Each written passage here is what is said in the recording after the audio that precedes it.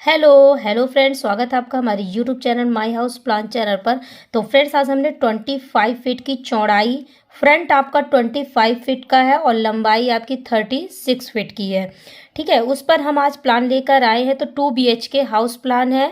तो इधर तरफ से फ्रंट है, प्रॉपर्टी के तीनों तरफ आपकी अदर प्रॉपर्टीज़ हैं, या तो यहाँ तरफ दूसरे लोगों के घर बने हुए हैं। तो वेंटिलेशन एरिया निकाल कर ही देना होगा। तो सबसे पहले स्क्वायर फीट देख लेते हैं। 25 इंटू 36 बराबर हो जाता है 900 स्क्वायर फीट में हमें हाउस प्लान करना है। ठीक है, तो अंदर का एरिया आपका टोटल है 900 स्क्वायर फीट में। 900 स्क्वायर फीट में हमने 2 बेडरूम दिए हैं। तो इसमें आउट की वॉल जो है हमने इसमें 10 इंच की रखी है, डबल ईंटें वाली रखी हैं। और इनर वॉल जो पार्टीशन की अंदर की वॉल है वो 5 इंच की रखी हैं। एक ईंटे वाली अंदर की जितनी दीवारें हैं एक ईंटे वाली रखी है। नंबर ऑफ पिलर काउंट कर लेते 1 2 3 4 5 6 7 8 9 10 11 12 13 14 15 16 नंबर ऑफ पिलर आ रहे हैं आपके 16 पिलर आ रहे हैं। ठीक है, 16 पिलर हैं।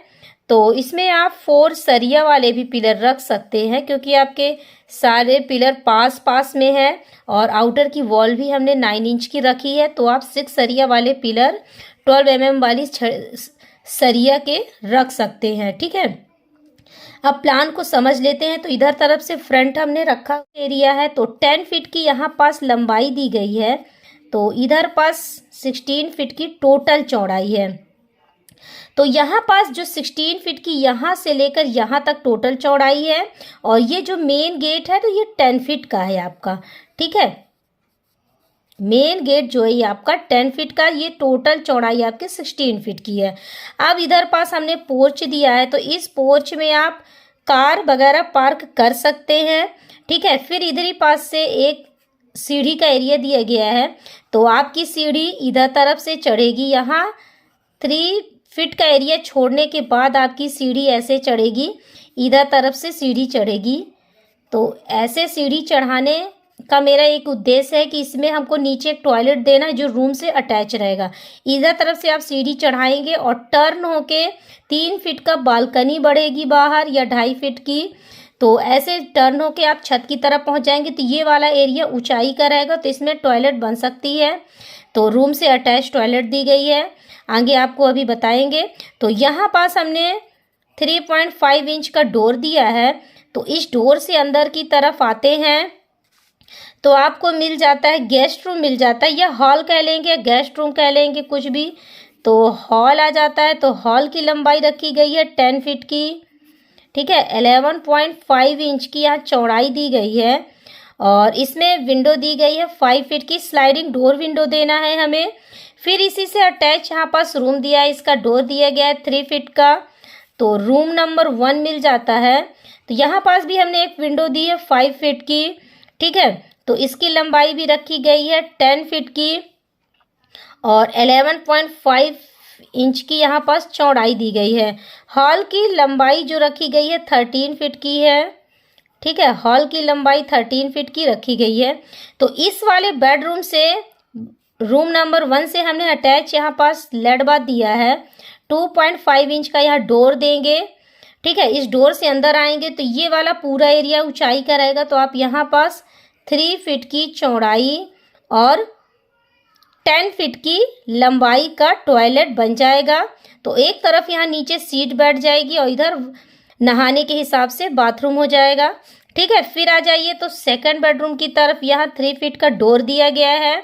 तो रूम नंबर 2 आपको मिल जाता है। 11.5 इंच की चौड़ाई है। तो पर्याप्त साइज के आपके दोनों बेडरूम है। इस वाले बेडरूम में भी अटैच लेट बात है। तो यहाँ पास 3 फीट का हमने एक वेंटिलेशन एरिया दिया है, जिससे हमारे बेडरूम में, किचन में, सब में वेंटिलेशन होगा। तो आप चाहें या तो आप जाली वाला दरवाजा लगवा सकते हैं। ठीक है, और फिर एंट्रेंस एरिया है, इधर पास से आएंगे तो यहाँ 2.5 फीट का डोर दिया गया है, जिससे आपको टॉयलेट मिल जाता है। तो लेट बाथ दोनों मिल जाती है यहाँ पास आपको। और 3 फीट की यहाँ चौड़ाई रखी गई है और 7.5 इंच की लंबाई रखी गई है लेट बाथ की, ठीक है।